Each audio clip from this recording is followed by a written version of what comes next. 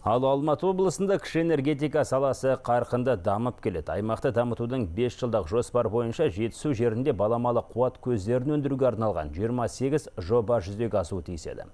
Бүгінде соның тең жартысы іске қосылды. Аймақта ГЭСтермен қоса желден және күн көзінен қуат өндіретін шағын станциялар пайдалануға берілді. Соның үшеуі Қапшағай қаласының іргесіндегі Шеңгелді сілемінде орналасқан. Аталған нысандардың жұмысымен танысып қайтқан тілшіміз Ардақ Айбарұлының бейне материалына назар аударайық.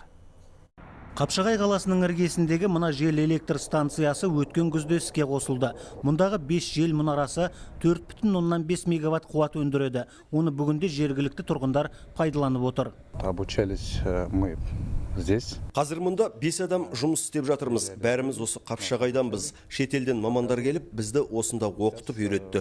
Шеңгелді сілемі жел энергетикасын дамытуға өте қолайлы жер. Мұнда 2 станция жұмыс істеп тұр.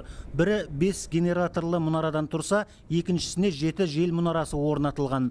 Болашақта олардың саны 4-5 есеге дейін өседі. Жел электростанциясы 7 нүктеде осындай құрылғының 30-ын қоюда жоспарда.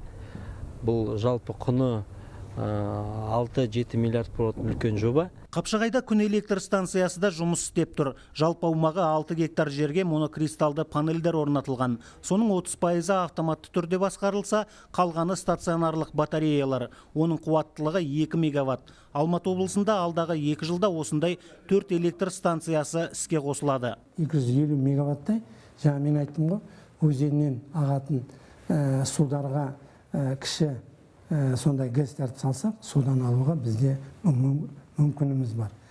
Содан кейін тағы Шелекский коридор дейді, қатты жел соғатын жерлер. Жоңғарский ворота, ана жақта инвесторлар келіп, солармен жұмыс істейін деп жатырмыз.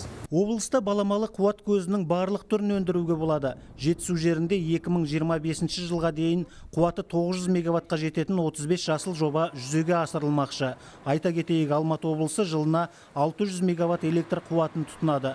Соның 120-140 мегаваттын Жамбыл мен Павлодардан алып отыр.